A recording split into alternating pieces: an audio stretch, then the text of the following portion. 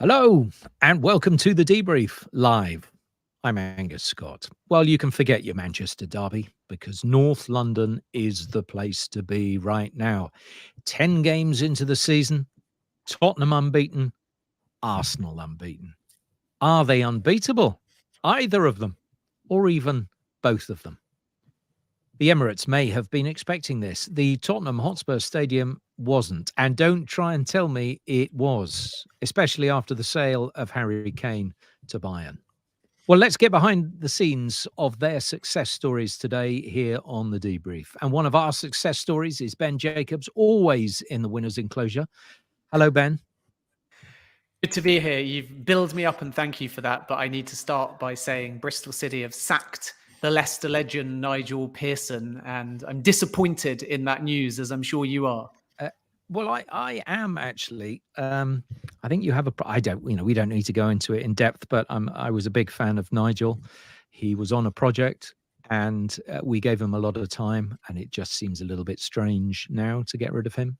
I think he was slightly frustrated. There seems to be a void at the top of our club. Anyway, that's my sad news from the weekend. Not that will interest too many people outside BS3. Anyway, North London's finest is also here in the shape of CBS correspondent James Benge. Some call him Mr. Arsenal. We call him Benge. I'm just relieved you're not going to ask me about Bristol City, because I've had my head in the sand about that one a little bit, which I know that Mr. Pearson would not approve of. No, he might do now. Everyone, it's like the hierarchy at the club. I think they've had their head in the sand. The only connection I can think of at the moment was the fact that Eddie Nketiah was meant to be sitting down for a press conference 2 summers ago and never turned up for that press conference, and instead went up to Leeds on loan, and we were a little bit miffed.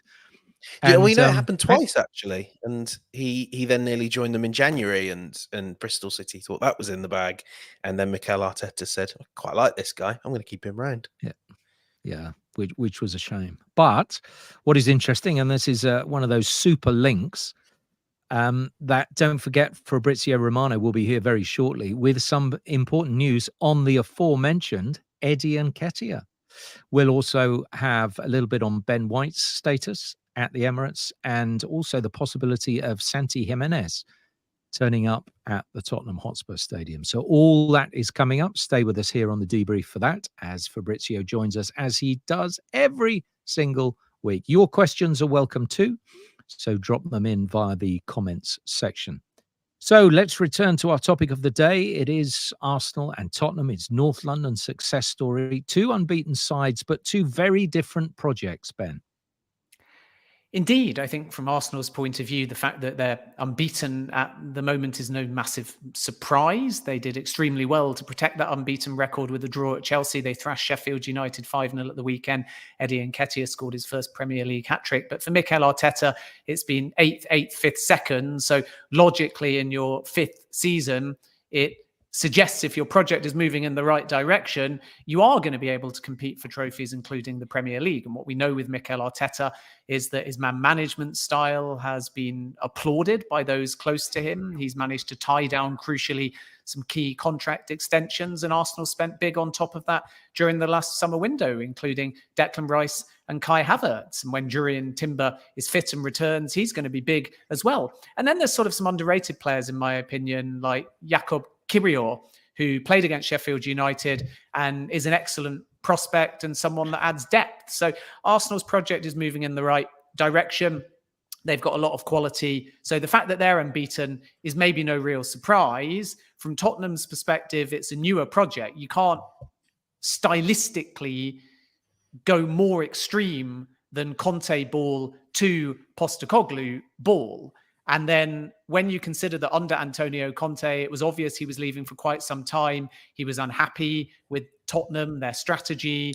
Add to that the fact that Fabio Paratici was banned from football, and Tottenham entered into this period of limbo where at one point they had Scott Munn, who hadn't started. They had no sporting director. They had no manager. They had no direction. They were an entirely rudderless ship. And then Ange Postecoglou comes in. It's common knowledge that he wasn't the first choice. And suddenly out of nowhere, he's been able to create unity.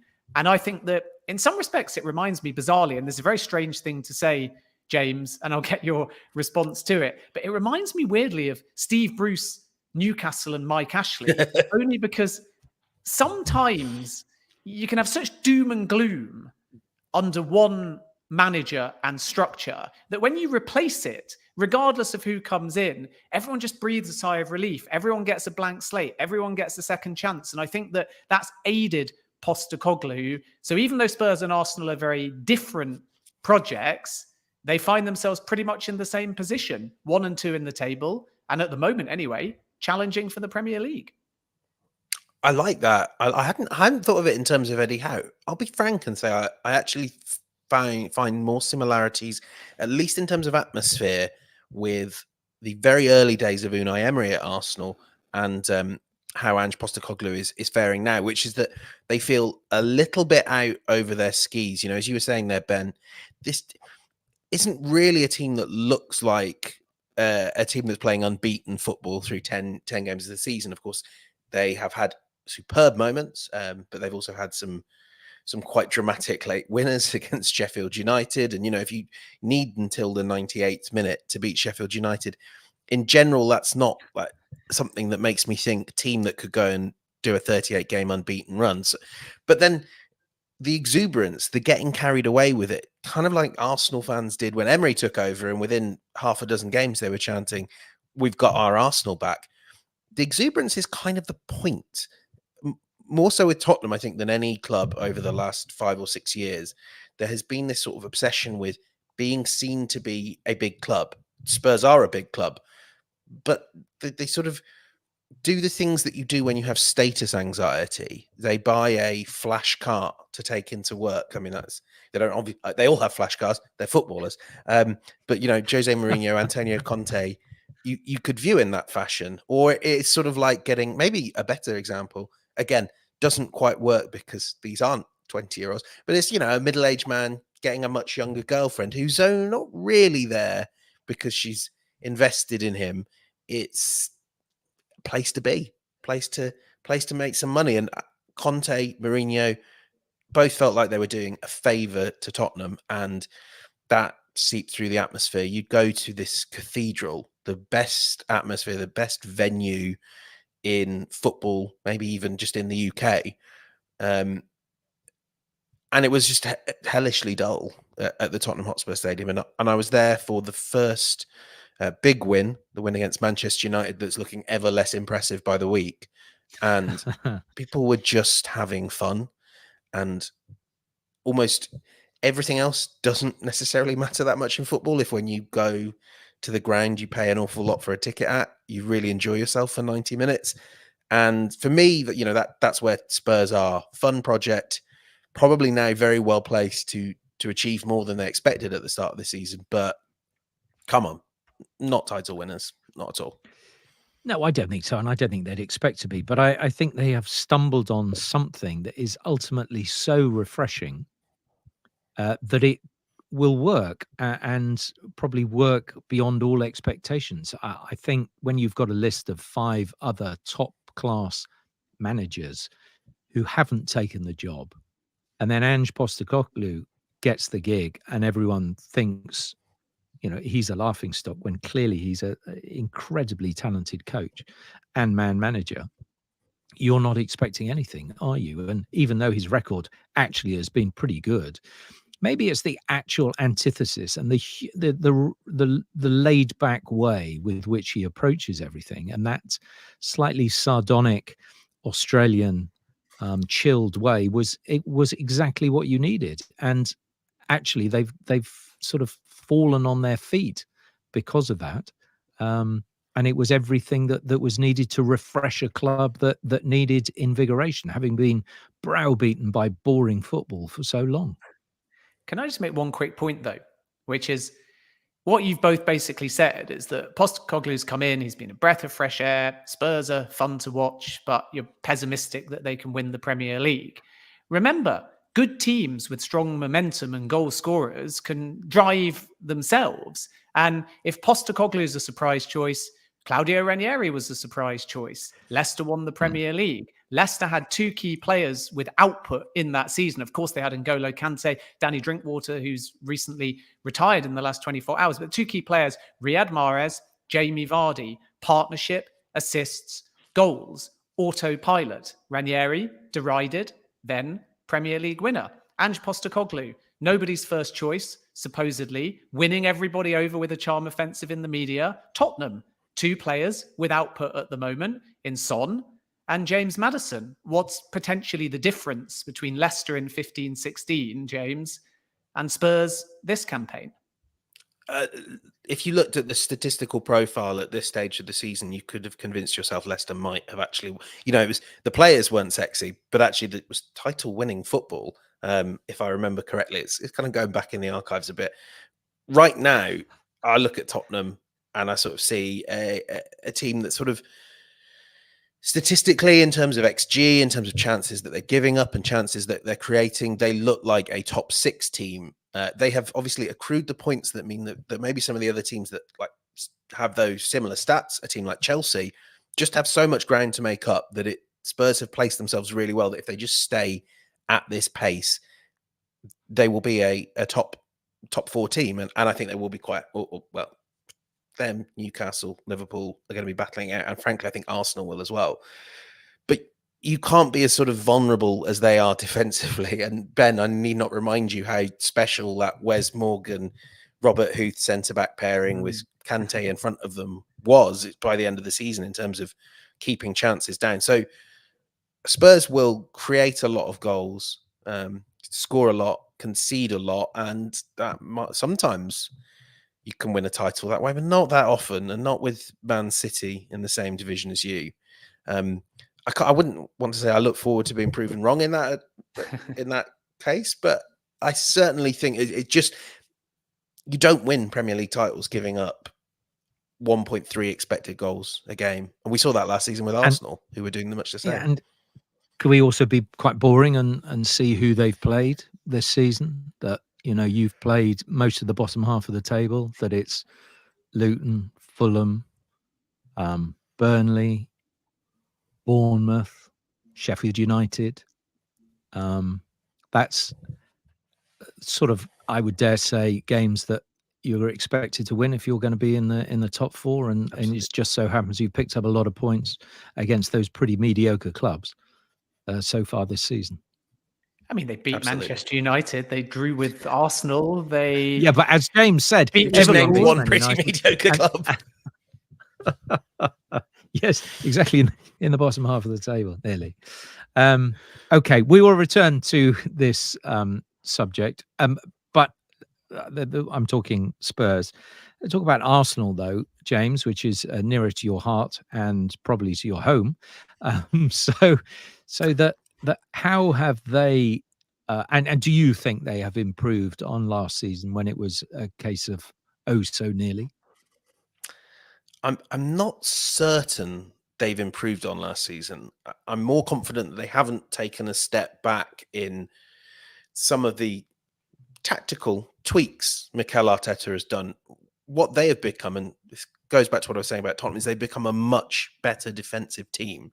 Part of that is William Saliba is fit, and this player is establishing himself as one of the best centre-backs in the league. I don't think that's up for debate, even at his young age. And there's a little more caution in the way they play. It's a little less swashbuckling. Of course, we don't fully know the extent because they can't get Gabriel Jesus, Gabriel Martinelli and Bukayo Saka on the pitch week in, week out. But Arsenal, I think, have sacrificed a little bit of the verve, the daring do, to just make sure that every time they go forward, the gate behind them is locked. Declan Rice has added immensely to that. You've seen already great seasons from Saliba, as I mentioned. Gabriel, it was fantastic for them that they managed to hold off the Saudi Arabian interest in him. And that is obviously that is what was wrong with Arsenal last season. In the end, it came down to they just gave up too many goals from Christmas and the World Cup onwards. So that's been fixed. The question is whether Arteta has struck the right balance just yet. And the answer to that is I don't know. It's good for them to sort of beat up on the little teams, the Bournemouths and the Sheffield Uniteds, as you would expect them to. There's been a lot of penalties, and that puts some air in their numbers, some uncertainty. But they look okay. They look as good as they did last season. I think we were talking, obviously, you can't help but kind of look at that City performance yesterday and think, does it actually mean anything being as good as you were last season? But they feel more stable, and I think that's a big plus for them, because if you can get Jesus, Martinelli, and Saka on the pitch, you'll score goals. That's for sure. Okay, we are talking about North London at the moment, and the success story that is Spurs and Arsenal, and whether they can remain unbelievably unbeatable. It seems unlikely, but we will return to this topic. But we have caught up with the transfer guru himself, Fabrizio Romano, with some very important news coming out of North London in the red and the white, and we spoke to him a little bit earlier. Fabrizio, thanks again for joining us. Let's start on the Arsenal front. Eddie Nketiah scoring a hat-trick for Arsenal at the weekend.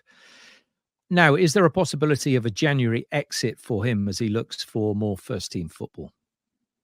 No, I think no. I don't have these indications, honestly. I think he's going to stay at Arsenal at least till the end of the season, but he's playing a lot. I think Arteta, as he mentioned after the game, he had 9 Premier League games this season at Arsenal, and this is a good number. Also, the player has always been very happy with Arsenal as a club, how they trusted him instead of following Balogun. We should remember that Balogun was there, and Arsenal decided to trust Eddie Nketiah despite Balogun scoring a lot of goals in Ligue 1 last season. So they really wanted him to stay. They really wanted him to be an important part of the project. They extended his contract months ago. So the idea has always been to trust Eddie Nketiah, and at the moment I have no indications of him leaving the club in January. I think he's going to stay 100% at least till the end of the season. They may look for another striker to bolster their front line. Would Ivan Toney come into conversation? Antonio is really appreciated by Arsenal, that's for sure. People at the club really appreciate him. Same at Chelsea. So I think the race is absolutely open there. Nothing has been decided yet. It's still a very open situation also in case other clubs want to join the race and make a bid. At the moment, nothing is agreed with the player or with Brentford. So I would keep the situation open. But for sure, he's appreciated by people at Arsenal. An important point is to see how is going to be the situation of Arsenal in December. So I think how they will complete their Champions League group, how is going to be the situation in the Champions League in the Premier League table. So at the moment, they've made no decision yet in terms of what do we need to do in the January window. They are discussing internally as always, but at the moment, it's not guaranteed that they will go there and spend big money on Ivan Toney. Also because from what I'm hearing, at least has to be something close to £65 million for Ivan Toney in the January window. And so at the moment, Arsenal want to take their time before deciding, okay, this is the player we need in this moment. Also because Nketiah is scoring goals. Gabriel Jesus, when he's fit, he's always making the difference. And so they still have to decide what they want to do in the January window. One of those names that they may be discussing, I presume, will be Ben White. Will he be offered a new contract? Yes, the new contract talks are ongoing. Ben White is very happy at Arsenal. Arsenal are super happy with him. He's super professional guy. He can help in different positions, can play centre-back, right-back. He's always there and also playing very well also with the national team. So they're very happy with Ben White in general. The idea is to try to extend this contract. This is what Arsenal are doing. In the last year, they extended something like 6-7 contracts of really important players. And the modern football, these contract extensions for top players are like new signings because sometimes it could become dangerous to have these players with short-term contracts. So the new deal of Ben White will be discussed in the next weeks. There is already a principle of discussion, but still nothing agreed. So they will keep going, but the positive feeling is there. It's the same situation as Odegaard, Saka, and many others. The player wants to stay and the club wants him to stay. Fabrizio, let's move on to Spurs. A lot of talk about them signing a striker as well in 2024, even though Son is in excellent form, as is James Maddison as well. Santi Jimenez is one name on fire for Feyenoord that has been linked with Spurs in the past. What can you tell us about his future? I think it's going to be an interesting situation for Santi Jimenez. About Tottenham, we heard some stories, Tottenham, Real Madrid in the recent weeks, from some intermediary mentioning that they were negotiating, but as the player himself clarified, only his father is taking care of his future. So there are no agents, no intermediaries. The only person taking care of his future is his father. So at the moment, there is absolutely nothing decided in terms of new club. What we can say is that for sure, from what I'm hearing, Tottenham appreciate the player. Tottenham have sent their scouts to follow him recently. Also last season at Feyenoord, they were scouting the situation at Feyenoord because they really appreciated the manager. Arne Slot was in the running to become the new Tottenham manager. Then they decided to go for Ange Postecoglou, but Arne Slot was one of the names. They were keeping an eye on Feyenoord doing very well last season. And they also saw the excellent skills of Santi Gimenez. So for sure, Tottenham are keeping an eye on the player. But there are many clubs interested in him. At the moment, still not even a negotiation. So it's too early to say, okay, he's going there. But we can say that he's a player they are monitoring, they're following. I think something around 45, 50 million euros should be the price tag for Santi Gimenez. This is my opinion, not a decision from the club yet. So we have to see what Feyenoord will decide. But sources into the industry believe that something around 45 million euros could be enough to sign the Mexican striker. And we know that Spurs have looked at Conor Gallagher in the past, but they chose not to proceed towards the end of the last window. Do you sense he might be available in January, or could a new Chelsea deal be on the table? I'm not sure that it's going to be part of the January window. I feel Chelsea want to have some stability, especially in the midfield where they have important players like Gallagher, Caicedo, and so at the moment. I think Chelsea will focus on different priorities in the January window. We know the striker, with the centre-back, but at the moment in the midfield, the situation is quiet. So for Gallagher, I am not sure that it's going to be part of the January window in terms of a Chelsea exit. Then for the new deal, the discussions are not in advanced stages yet, so it will take some time. They will discuss, but Chelsea are happy with him. Pochettino is happy with him. He's happy with his game time. So I think this is something to check again, maybe in December, in January. But at the moment, the situation is really quiet there. And also, Tottenham are not active in terms of negotiation with Conor Gallagher as of now. Fabrizio, you talk about a striker there, and clearly, if you look at Chelsea over the weekend, they're in desperate need. They're either not functioning as strikers or they're injured. They need another one. Now, is someone of the caliber of Victor Osimhen one of those players that Chelsea are really looking at for January? Because, as we know, he's not signed a new contract at Napoli. Yes, but I think in January it's going to be very difficult to sign Victor Osimhen. I can't say impossible because impossible is nothing in football, but really close to impossible. For Napoli, he's a crucial player. Napoli president De Laurentiis is not scared to arrive to the summer transfer window and maybe sell the player in case they can't agree a new contract in the summer transfer window. As he mentioned in the last interview he did the same with Kalidou Koulibaly. Kalidou Koulibaly was always in the rumor, and then they decided to sell him to Chelsea in that case 1 year before the end of the contract. So they're not scared about that, and I think Napoli will do their best to keep the player at the club. He's a really crucial player for them. It's not an easy season for Napoli. After winning the title, they're struggling in the Serie A, but they're still hoping to do important things in Italy and in Europe. So I think Napoli will make that really difficult. Only a completely crazy bid could change the story, but at the moment, Napoli are really not intention to mention the price for Victor Osimhen. So, when you don't even have a price to go there, negotiate and be creative, I think it's going to be more than difficult. Can we turn our attention to Manchester United after they were humiliated in the derby yesterday? What's the future for Ten Hag? Look, at the moment, I have no update at all. From what I'm told, the situation has not changed in Manchester United. They are still supporting the manager, protecting the manager, trusting the manager for present and future. So nothing has changed. Of course, it's not an easy moment, but I also think, this is my personal opinion, it's too easy to blame always the manager. Sometimes we have to see what's going on off the pitch, because when a top club like Manchester United, the situation is still not clear about the ownership, and it's almost 1 year with all the rumors, with all the stories. We know about Sir Jim Ratcliffe, the 25% minority stake. We had the stories on Sheikh Jassim. This is making life complicated in Manchester United for people in the board, for the players, for the manager, for the coaching staff. Too many problems. So at the moment, I think they know that the problem is not the manager. That, of course, Erik ten Hag can do better than this. He has to, and he knows that. So they're going to work hard for that. But at the moment, I'm not aware of Erik ten Hag being under pressure at Manchester United. He's still working at the best level for Man United, for his players.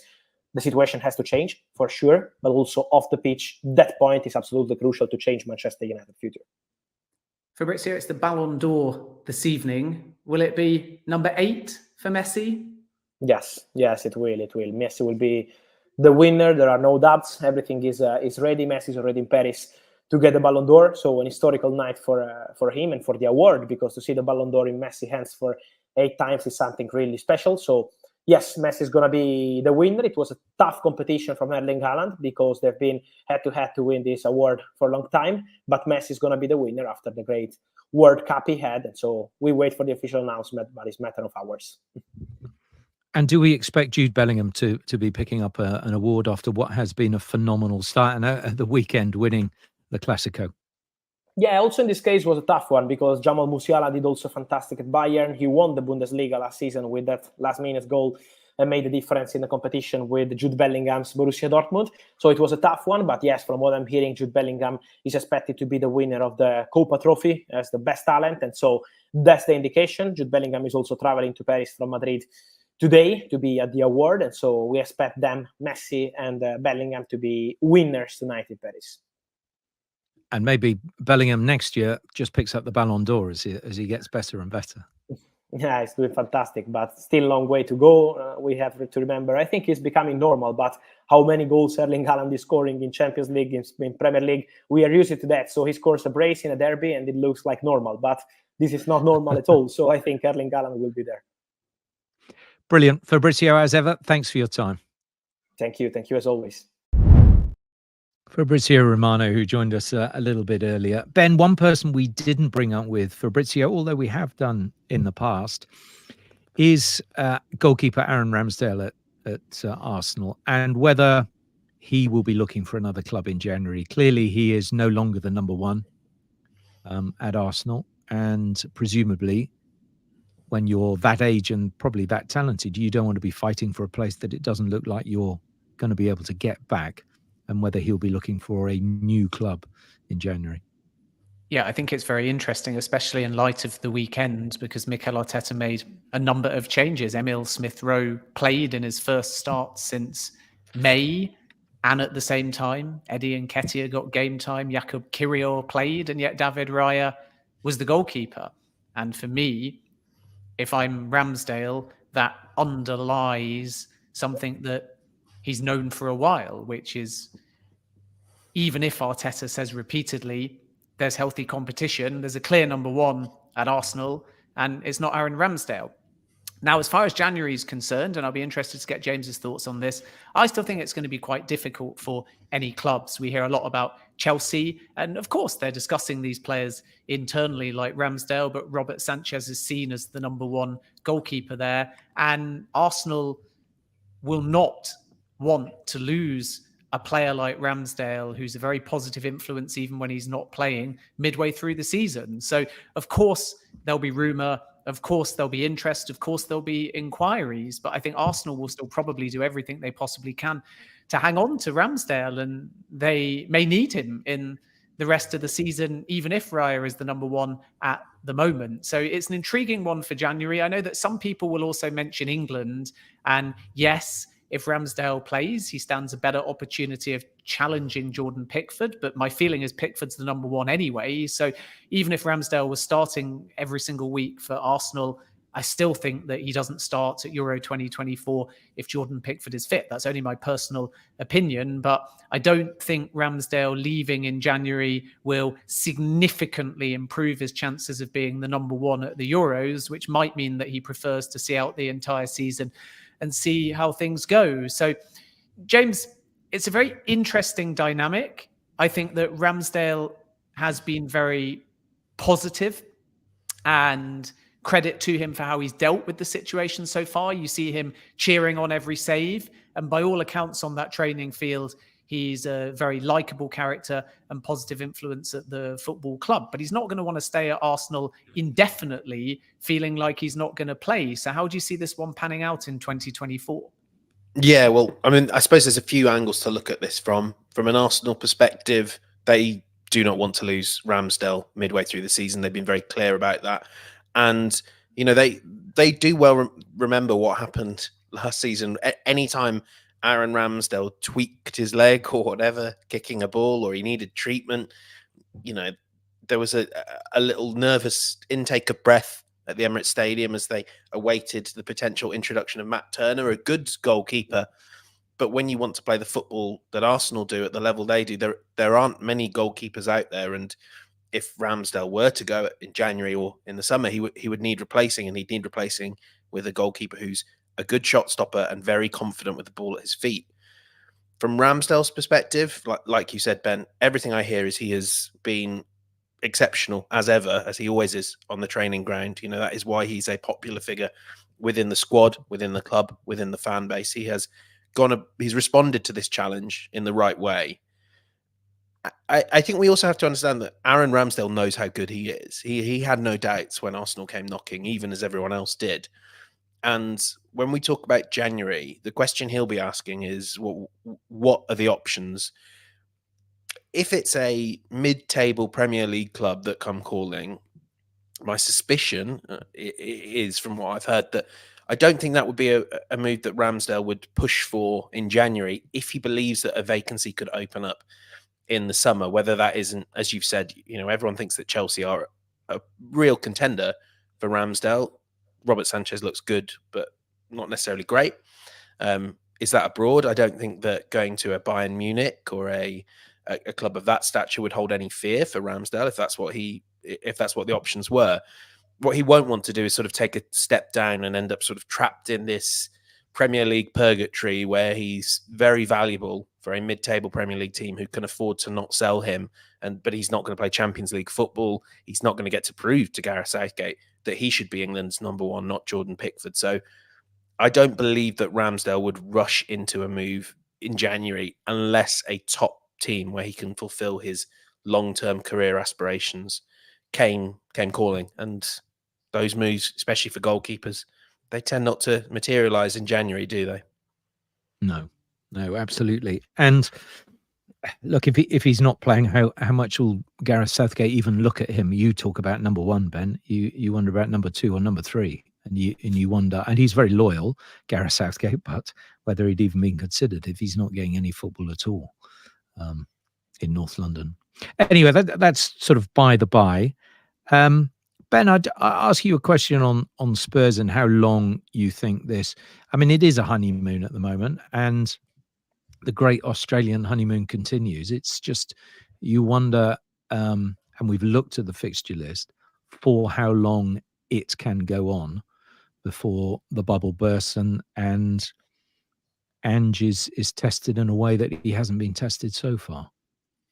Yeah, I think we learn a lot about Spurs just before the festive fixtures come in, because across their next few games, they've got Chelsea. They'll be favourites to win that. So in many ways, that's a test, because you've got to assume the mantle of being expected to beat a side that on paper are strong. And if they fail to do so in that London derby, then that will tell us a lot about Tottenham. And I think that Chelsea have almost got, I don't want to say nothing to lose in that game. It's a strange thing to say about Chelsea, but they're underdogs. And as we saw against Arsenal, when Chelsea played very well, they relished that opportunity when they were underdogs and people maybe expected them to lose. So they'll go to Tottenham with no fear. And that's a good indicator. And then across later November into early December, Tottenham have still got to play Aston Villa at home. They've got away at Manchester City. They've got another London derby against West Ham. And then they've got a home game against Newcastle before the kind of festive fixtures start. So if they get, like Leicester did around December, to that kind of period, and they're either still unbeaten or they're still top of the table, then you start saying, well, we're quite close to halfway through the season.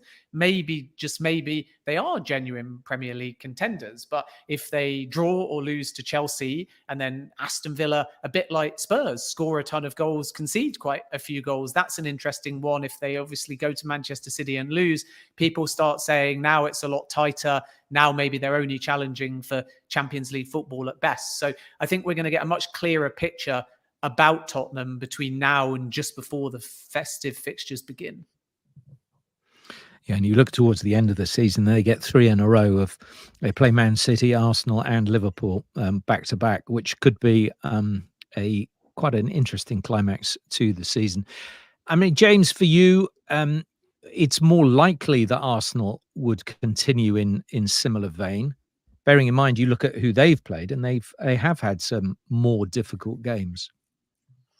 Yes, I think so. There are heavy demands on their legs, and it's interesting when Ben goes through that fixture list, how quickly Spurs find themselves in mid-December from a games perspective, whereas Arsenal, just solely because they lost away to Lens in an okay performance, they have hard work in the Champions League.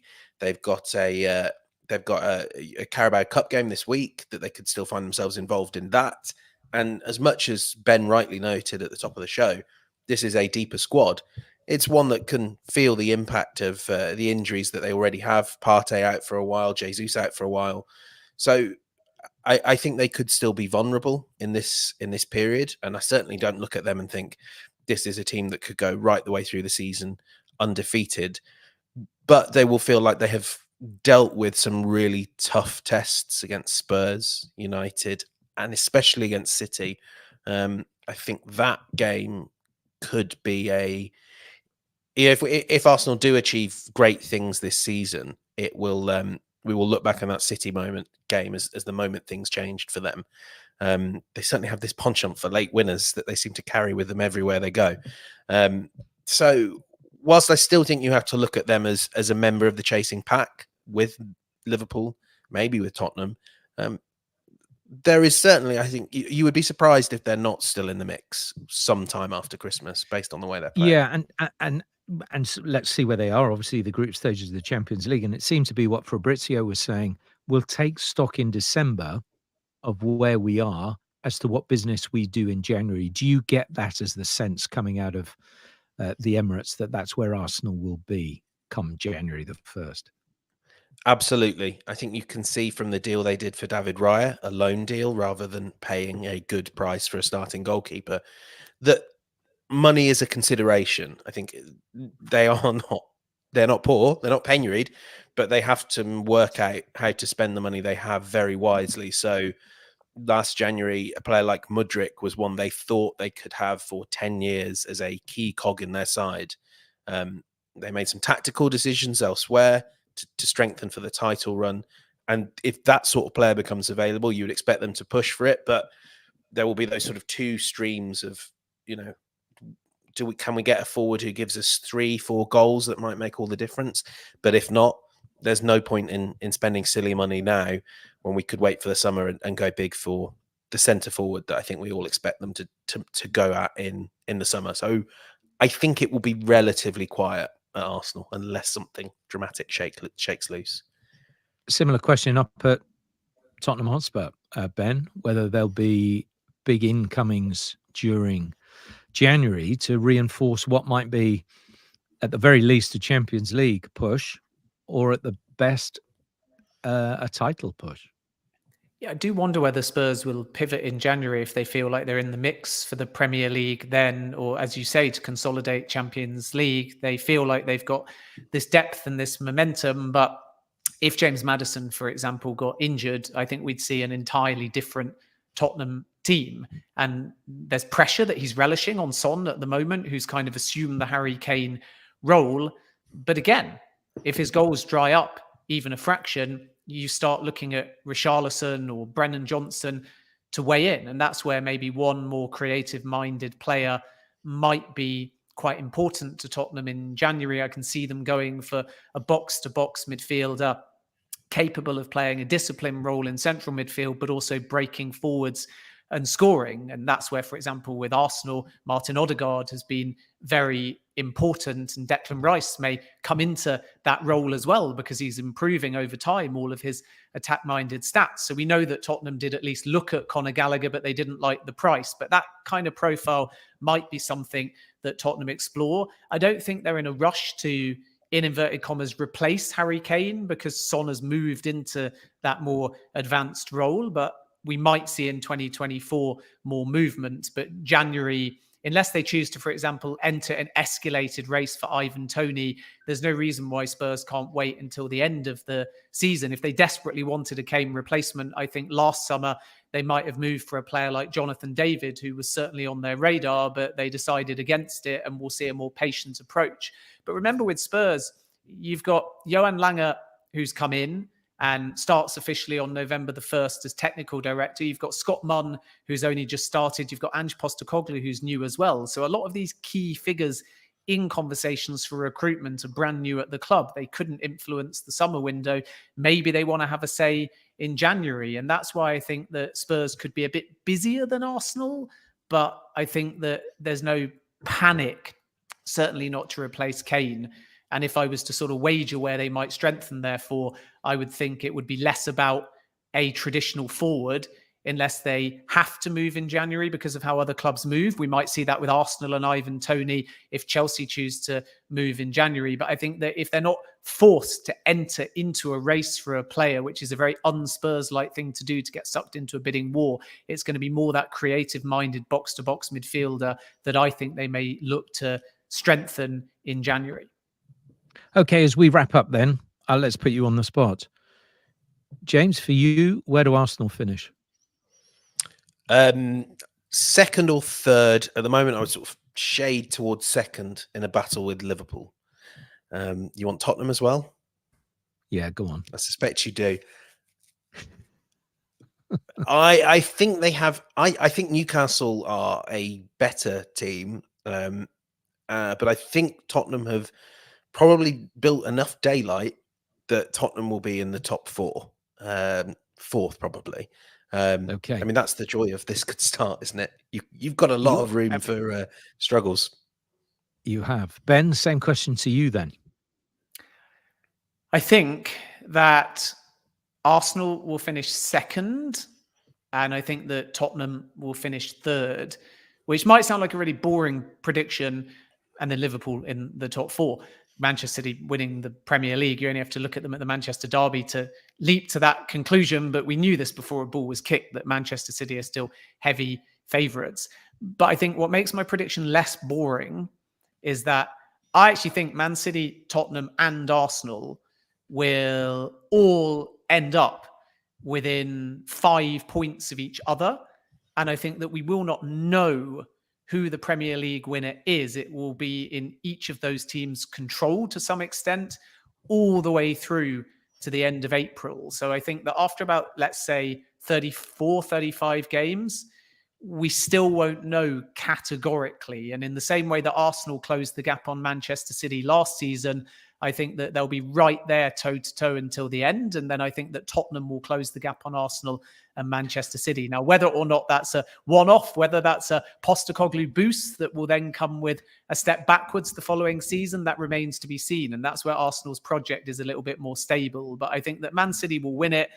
But when you go to that points tally, don't be surprised if it's really, really tight right up until the close of the season.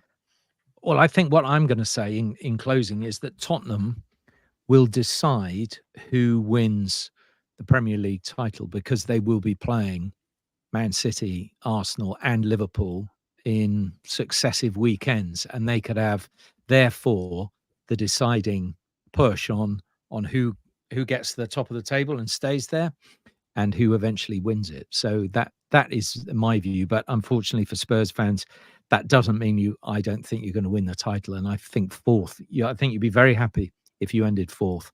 And you've got 9 points, I think, now between you and Newcastle, who are sixth. Mm-hmm. Will Villa stay there? I mean, they're only 4 points off the top, but can Villa continue their push? I think, we've not even mentioned them, but perhaps we rule them out and don't think they will quite make it. But who's to say whether they'll have a say in it as well?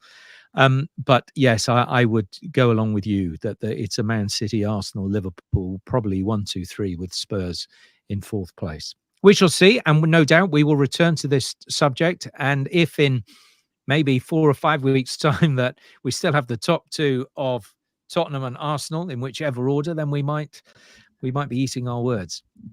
But that's for you for might be eating your words. I think I've been a bit more pro Spurs than both of you. Yeah, but you haven't got them winning the title, though, have you? Third is a good finish. Okay, fourth's not bad either. So they've still got Champions League football. I want to sit on the fence, actually. Can I just say, I want to sit on the fence a bit more, because April the 27th, as you allude to, is that North London derby. And if, I predict, the title will still be winnable for both those sides, then I can just wait until that game and then make a decision in April. But I'd like to remind you at this stage that you said Chelsea would have 80 points this season, but I think you were just being a little bit contentious. And 80 goals. And they could do with 8 goals actually probably this season. Anyway, enough is enough. Gents, thank you very much. James Benge, thank you. And Ben Jacobs, as ever. Join us every week here on The Debrief. Fabrizio Romano is with us, as you know, week in, week out. We are here, and we'll see you next week.